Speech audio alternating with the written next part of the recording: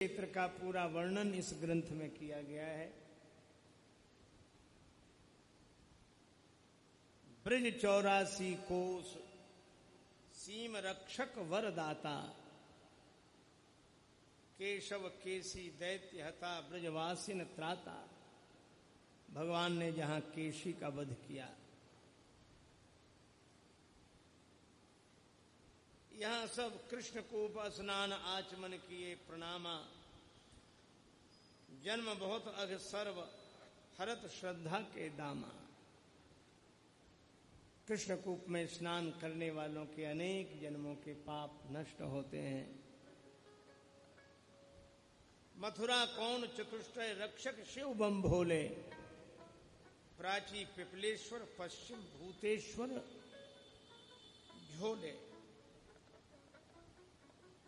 उत्तर दिश गोकर्ण दाहिने श्री रंगेश्वर, दर्शन पावन हार पाप भस्मे भस्मेश्वर।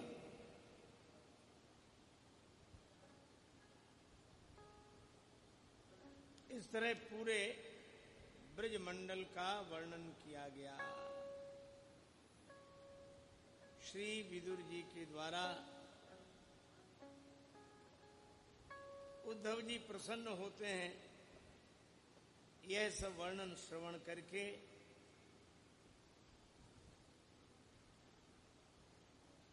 भगवान ने आश्वासन दिया कि हम अवतार लेंगे। अनशन सहित मनुज अवतारा। भगवान ने भी कहा कि मैं अवतार लूंगा, देव जनी चिंता करो, होगा मम अवतार। असुर मार सुर थापितः बेग हरूं भूभार। राक्षसों का वध करके, देवताओं की स्थापना करके पृथ्वी का भार हरण करूंगा। अवतार होगा कब? बड़ा सुंदर वर्णन किया। द्वापर युग के अंत कृष्ण होता अवतारा, विष्णु धरे मम रूप करें लीला विस्तारा। भगवान कहते हैं द्वापर युग के अंत में श्री कृष्ण रूप में मेरा अवतार होगा। भगवान विष्णु ही मेरे रूप में अवतरित होकर लीला का विस्तार करेंगे। यह भगवान ने आश्वासन दिया। और सब लोग हर्षित होकर एक ही बात कह रहे थे, आए हैं कृष्ण मुरार, प्रेम सो नाचो गाओ। भगवान की प्रतीक्षा करते हुए नाचो गाओ। भगवान आने वाले हैं, भगवान आएंगे। भगवान आएंगे तो हम लोग खुशियां पहले से मनाएंगे। और तन मन भरी उमंग सब आए हैं कृष्ण कृपाल, दुखहारी सुखप्रद हरि प्रभु कालन के काल। ऐसे भगवान की प्रतीक्षा करते हैं। अब श्री विदुर जी भगवान श्री कृष्ण के अवतार का वर्णन करते हैं। फिर श्री राधिका जी के अवतार का वर्णन है। ये बड़ा अद्भुत ग्रंथ है।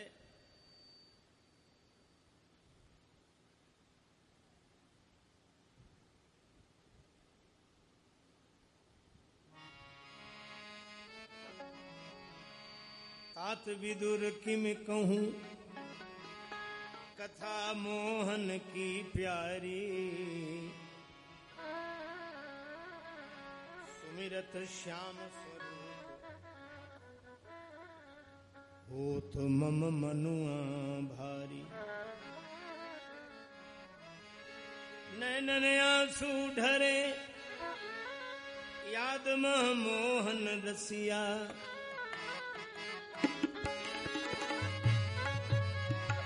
नैनन आंसू ढरे, याद मह मोहन रसिया।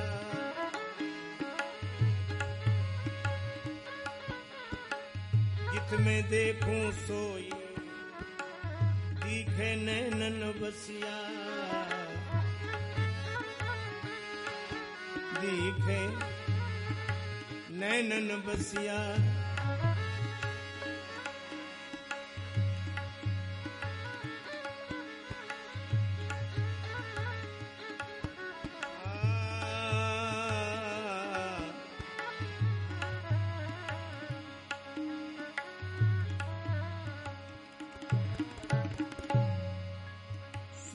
उग्रसेन संतान श्री वसुदेवादि वीर पंचसुता तिन प्रगट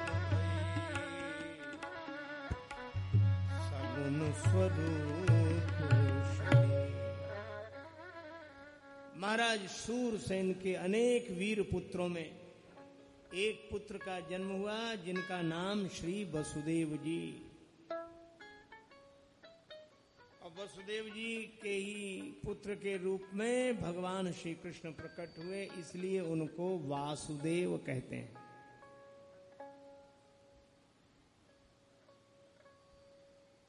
ब्रह्म रूप श्री कृष्ण जी पिता बने वसुदेव। वासुदेव यासों कहें भक्त जना सदभेव। भक्तजन साधु भाव से उनको वासुदेव कहते हैं। भगवान श्री कृष्ण के पिता का नाम क्या है? पिता का नाम वसुदेव। इसलिए भगवान को क्या कहते हैं? वासुदेव।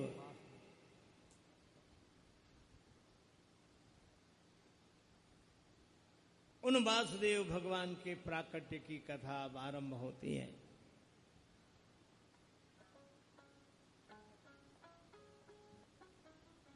उन वसुदेव जी का विवाह महाराज उग्रसेन श्री देवकी जी के साथ करते हैं। इन शब्दों पे जरा विचार करो आप।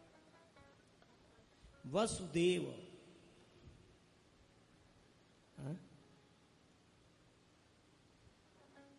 जिनके हृदय में देव का ही वास हो, वो वसुदेव। जिनके हृदय में देव का ही वास हो उनको बोलते हैं, बोलो भाई क्या बोलते हैं? हाँ ऐसे बोलो। जिनके हृदय में देव का वास हो उन्हें बोलते हैं वसुदेव। अच्छा, माता का नाम कितना सुंदर। अच्छा, हम लोग कहां कहां के? कोई कहता आगरा के, कोई कहता ग्वालियर के, कोई कहता झांसी के, कोई कहता उरई के।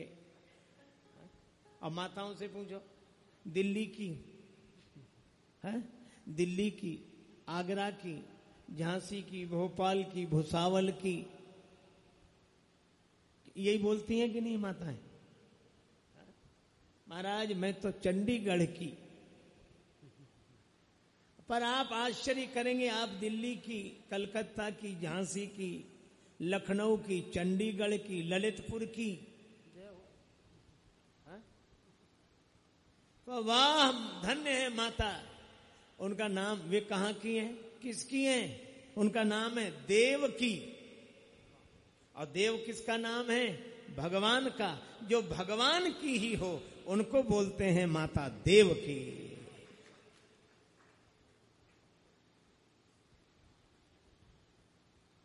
और हम दुनिया भर के हैं, भगवान के नहीं हैं। बस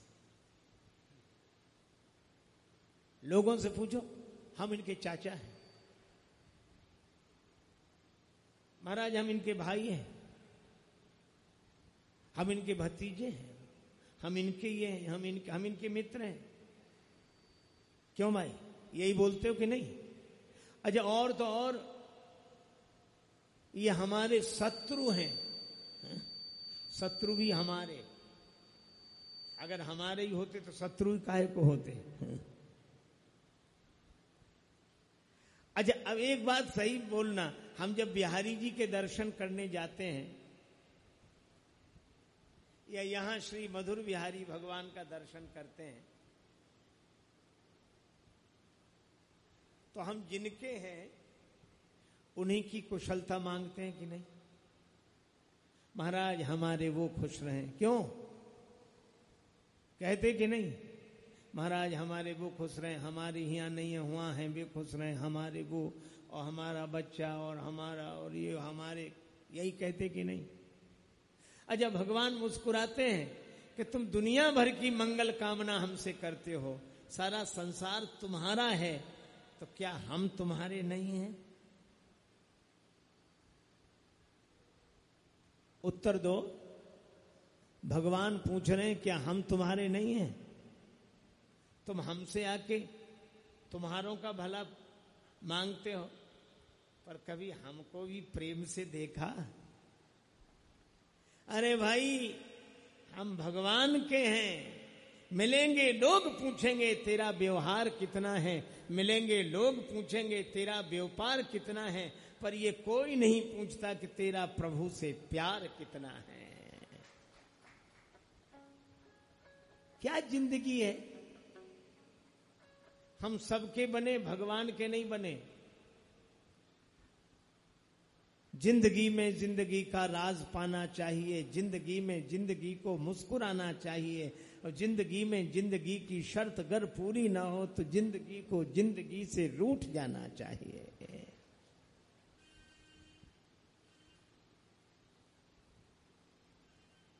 इसलिए ये नाम बड़े सुंदर है। वसुदेव, जिनके हृदय में परमात्मा ही रहते हों वो वसुदेव, और जो देव की हों अर्थात भगवान की हों वे हैं माता देवकी। अब ये जोड़ी बड़ी सुंदर, वसुदेव और देवकी। ऐसे माता पिता हों तो भगवान भी प्रकट होने के लिए लालायित रहते हैं, वे तो तैयार हैं। एक बार किसी ने कहा कि पाप बहुत बढ़ गया है, भगवान आ नहीं रहे हैं। पाप बहुत बढ़ गया है, भगवान नहीं आ रहे हैं। एक महात्मा ने कहा कि तुमसे किसने कहा कि पाप के बढ़ जाने से भगवान आते हैं?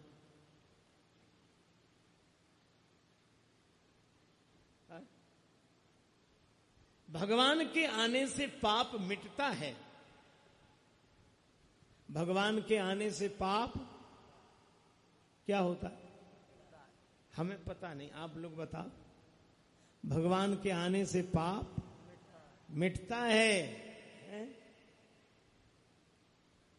लेकिन पाप में शक्ति नहीं जो भगवान को बुला ले। भगवान को पुण्य तक नहीं बुला पाता तो पाप क्या बुलाएगा? भगवान को तो प्रेम बुलाता है। नहीं अंतर में, नहीं बाहर में, नहीं आम में है, नहीं खास में है, न विरक्ति में है, न विलास में है। यदि प्रेम है तो प्रभु पास में है। मोहन प्रेम बिना नहीं मिलता, चाहे कर लो कोटि उपाय। राम ही केवल प्रेम प्यारा, जान लेहु जो जानने हारा। इसलिए वसुदेव जी, देवकी जी का पावन विवाह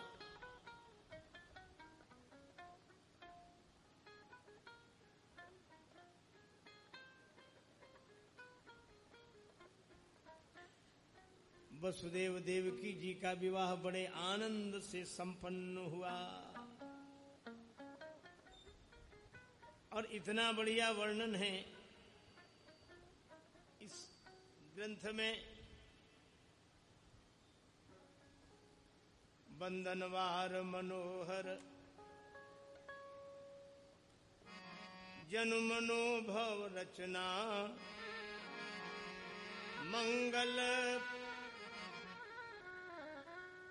मंगल घट बेह सजित पताका दीपक मचना। बंधनवार बंधाए गए, द्वार द्वार पर पताका दीपक रखे गए। बर दुल्हा वसुदेव देव की दुल्हन प्यारी, सुंदरता की सीम पंच सर डारहु बारी। इतना सुंदर उपमा दी गई कि इस जोड़ी पर पंचसर डारों बारी। पंचसर नाम है कामदेव का। इस जुगल जोड़ी पर मैं कामदेव को बलिहार निवछावर करता हूं।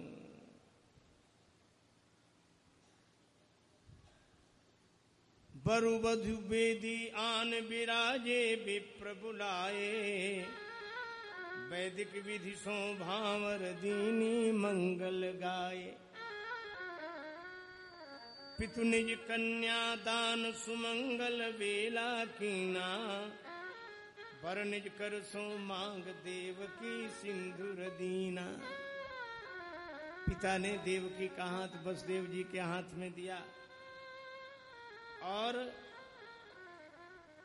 वसुदेव जी ने अपने हाथ से देवकी जी की मांग भरी सिंदूर से।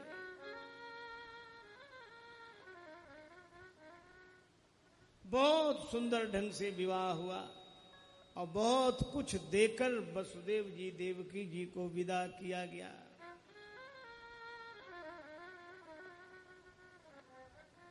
है रश्मि लय कंस स्वसारथ हाकन लागा, प्रिय भगनी ससुराल चली प्रीति रस पागा। भरे नयन परिवार संबंधी पीछे छोड़े, मध्य मार्ग विद्युत कड़ की विचलित भे घोड़े। अब आप देखो, कंस देवकी जी को भेजने जा रहा है, रथ में बैठा है, रथ के घोड़ों की हाथ बागडोर उसके हाथ में, भेजने जा रहा है। बहुत आनंद ही आनंद ही आनंद। देवकी जी भी कहती हैं कि मेरे भाई जैसा भाई नहीं। ससुराल विदा करने जा रहा है, स्वयं सारथी बनकर।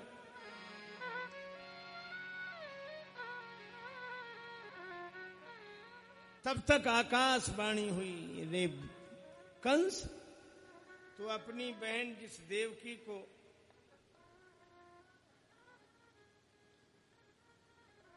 इतने प्रेम से भेज रहा है, गर्भदेव की 8वां करे तुम्हारी मौत, मूरख विरथा जलपता रवि सन्मुख खद्योत। इसी देवकी का 8वां गर्भ तुम्हारा काल होगा।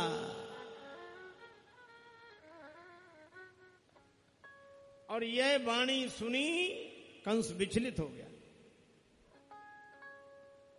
अच्छा एक बात सोचो, यह तो भगवान ने आकाशवाणी कर दी। अच्छा अगर ये आकाशवाणी ना होती तो क्या कंस मरता नहीं?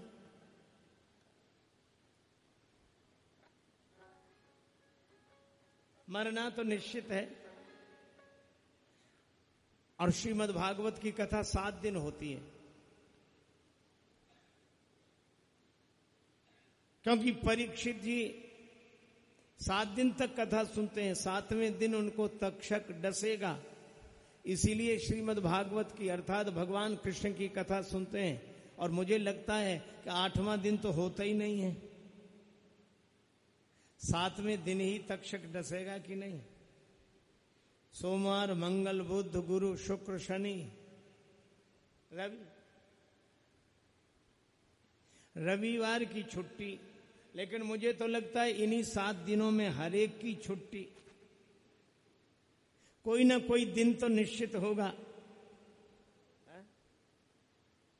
एक महात्मा कहते थे कि एक दिन ऐसा आएगा कि जब हम पड़े होंगे और लोग खड़े होंगे, एक सांस ले रहे होंगे, एक ले चुके होंगे, एक सांस ले चुके होंगे, एक सांस ले रहे होंगे, एक सांस ले नहीं पाएंगे। ये निश्चित है।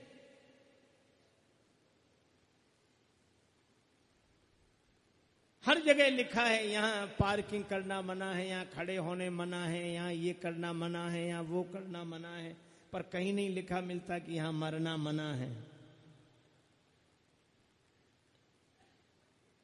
चिंता ताकी कीजिए जो अनहोनी होए, यह मार्ग संसार दा नानक थिर नहीं कोए। कंस की जगह दूसरा कोई होता, कहता कोई बात नहीं, जब मौत आएगी तब आएगी, अभी तो मैं इसको प्रेम से विदा करूं।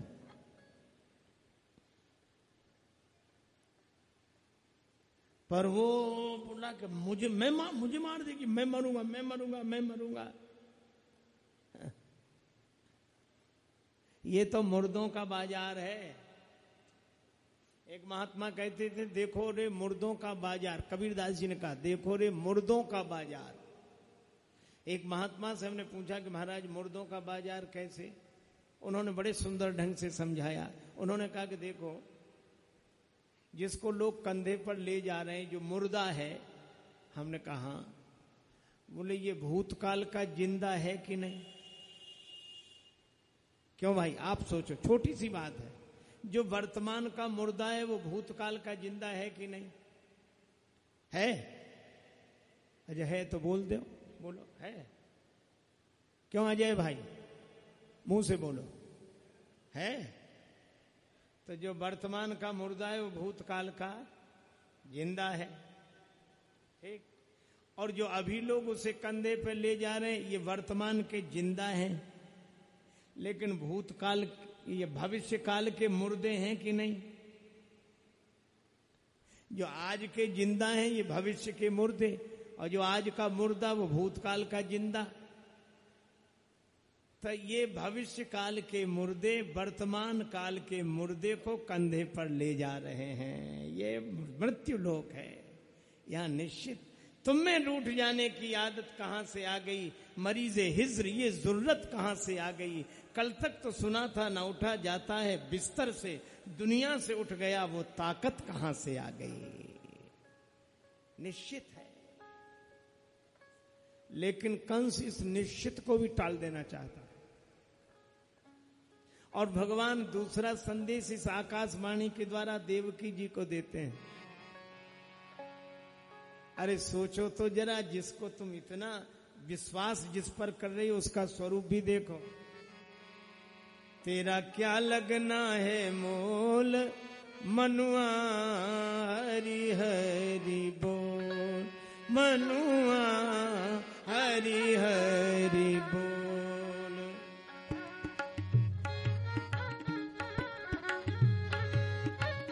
मनुआ हरि हरि बोल।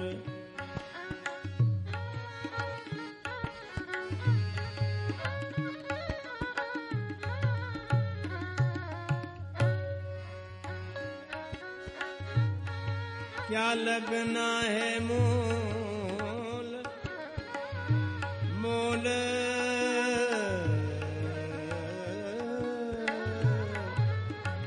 मनुआ हरि हरि बोल।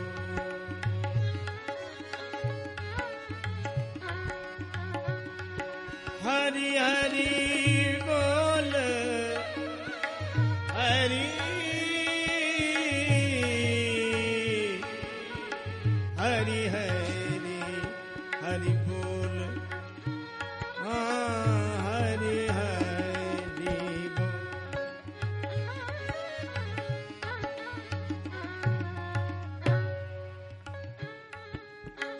तू तो कहता मेरा मेरा,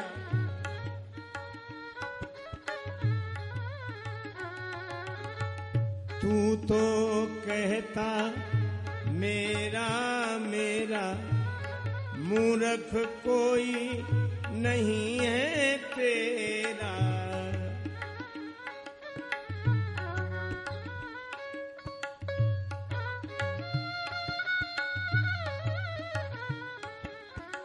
तू तो कहता मेरा मेरा, मूर्ख कोई नहीं है तेरा।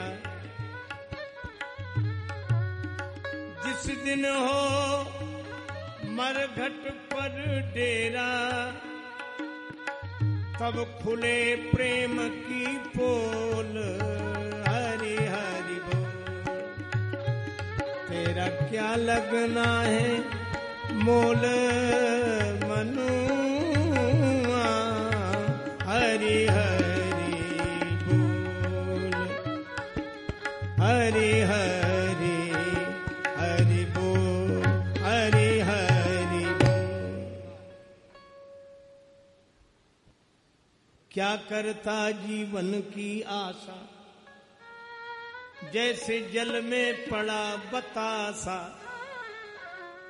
पल में तोला पल में मासा, प्यारे तोल सके तो तोल मनुआ, हरि हरि बोल, हरि हरि बोल, हरि हरि बोल, हरि हरि बोल, हरि बोल। जब इस जग में आना जाना, सबको नीत विनीत सिखाना, हरि भक्ति का पाठ पढ़ाना, बस ये जीवन है अनमोल मनुआ, हरि हरि बोल, ओ मनुआ हरि हरि बोल, अरे मनुआ हरि हरि बोल।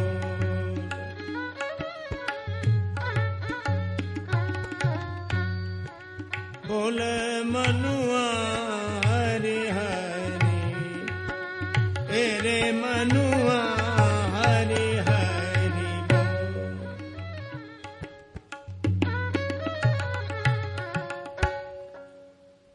इसलिए भाई, जगत में कोई नहीं अपना,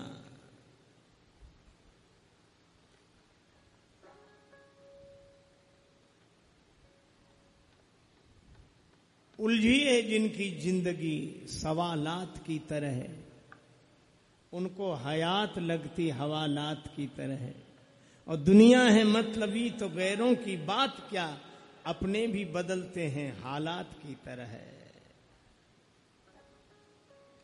कंस ने कृपाण निकाल ली, एक हाथ से द्रौपदी की चोटी पकड़ी, एक हाथ से तलवार चलाना चाहता है। तलवार क्या, कृपाण चलाना चाहता है। कृपाण, तलवार वो जिसमें एक तरफ धार हो, कृपाण वो जिसमें दोनों तरफ धार हो, उसका नाम है कृपा न, अर्थात कृपा न, कृपा है ही नहीं, दोनों तरफ धार ही धार।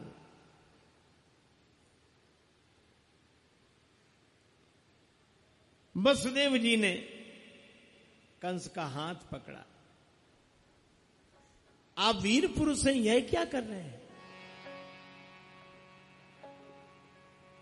यह शोभनीय कर्म नहीं है। मुझ पर विश्वास करें,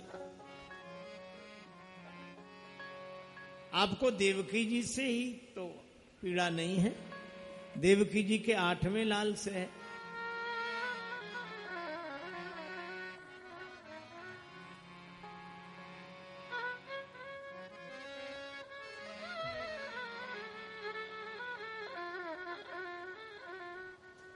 कंस ने कहा, न रहेगा बांस, बजेगी बांसुरी कैसे।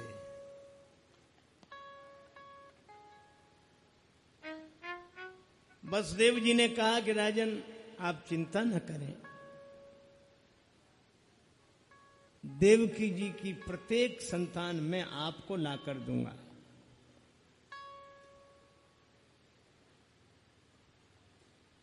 आठवां लाल लाकर दूंगा, पहले तो यह वचन दिया।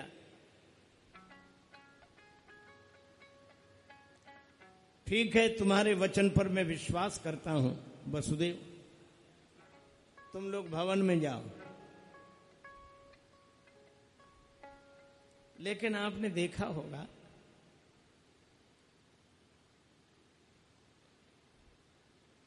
एक डॉक्टर दवा देता है कि फोड़ा बैठ जाएगा, दूसरा कहता बैठने के दिन गए, तुमने दवाई नहीं खाई थी, अब तो इसका ऑपरेशन होगा,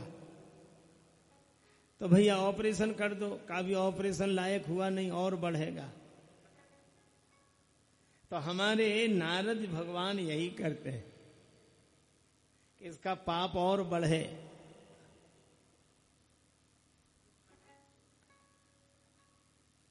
वसुदेव देवकी जैसे पिता के कारण भगवान आते हैं, पाप के कारण नहीं, बाप के कारण।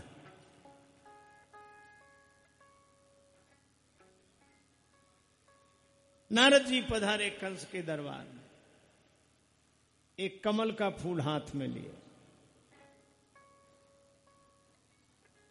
अष्टदल कमल, उसको इधर से भी गिनते हैं, इधर से भी गिनते हैं, 1 2 3 4 5 6 7 8, फिर यहां से 1 2 3 4 5 6 7 8, फिर तीसरी जगह से 1 2 3 4 5 6 7 8। कंस ने कहा कि देवर्षि ये क्या कर रहे हैं, आप विराजमान हो, बैठे, ये बच्चों की तरह खेल क्या कर रहे हैं। नारद जी ने कहा कि मैं ये कमल हाथ में लिए हूं राजन, मैं निश्चय नहीं कर पा रहा हूं कि इनमें से कौन सा दल 8वां है। इधर से गिनता हूं तो ये 8वां है, इधर से गिनता हूं तो ये 8वां है, बीच से गिनता हूं तो बीच वाला जो अंक है वो 8वां है। मुझे तो लगता है कि इन 8 दलों में से प्रत्येक 8वां है। कंस बोला बात तो ठीक कह रहे हैं। नारद जी ने कहा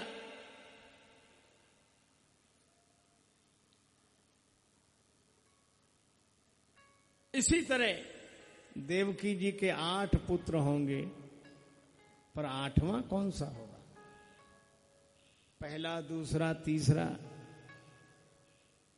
गिनती कहां से लगाओगे। अब कंस घबरा गया, नारद जी नारायण नारायण करते चले गए, कंस परेशान।